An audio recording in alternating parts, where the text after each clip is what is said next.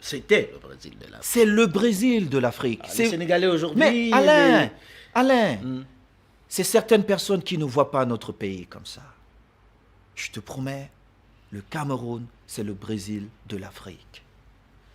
Mais quand vous n'avez pas de visionnaire, il n'y a pas de projet au niveau pour développer le football. On vous prend des joueurs aujourd'hui, certains qui viennent faire le chantage à l'équipe nationale, certains qui se croient tout permis, qui racontent n'importe quoi. Moi, je dis, mais écoutez, moi, j'ai joué avec des grands joueurs. Messi. Même pour me dire bonjour. Non, Messi, à mon époque, il jouait avec moi. Il était très jeune. Mais il y a un certain respect des footballeurs. Il n'y a qu'au Cameroun où un jeune qui n'a même pas encore commencé, qui joue je ne sais pas où en France, il se permet de parler à un Samuel Eto'o comme si on était des camarades. Mais ce n'est pas possible. Mais reste à ta place. Mène ta petite carrière. C'est toutes ces choses qui font en sorte que les gens ne retrouvent pas leur place. Et il y a tout ce désordre. Mais ce désordre est créé par qui?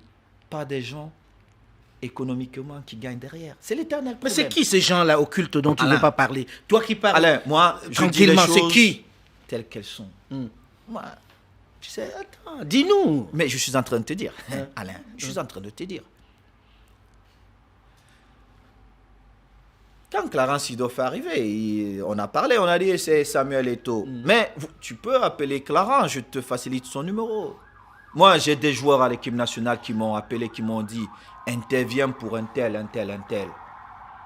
Mes enfants, j'ai dit écoutez, moi Samuel, ni pour mon jeune frère David, qui avait la possibilité de jouer dans cette équipe parce qu'il avait David Eto'o, ton petit frère, oui. À une époque de sa carrière, il avait les qualités pour jouer dans cette équipe. Moi, Samuel, je n'interviens pas. Si le coach juge qu'il est bon, il va le prendre. Parce que je sais comment ça se passe. Je n'ai jamais intervenu et j'ai répété la même chose à ces joueurs. Donc tu n'as pas fait rentrer des jeunes dans le club, comme on a lu jamais. Ici et là. D'ailleurs, certains m'en veulent parce qu'ils n'ont pas été convoqués. Mais je m'en fous. Je m'en fous. Parce que c'est l'intérêt de 26 millions de Camerounais. Si le coach juge que vous n'êtes pas assez bon pour être dans son groupe, c'est sa responsabilité. Il est payé pour prendre ses décisions. Je ne peux pas influencer. Tu n'étais pas derrière les choix de Clarence, alors. Mais jamais, je suis en train de te le dire. Non, je te regarde que ça soit clair. Je vais aller plus loin. Je vais te dire, parce que moi, j'ai eu des informations sur des rapports que certains joueurs ont fait en m'accusant. Mais ces mêmes joueurs m'ont appelé, m'ont envoyé des messages pour que j'intervienne pour certains joueurs.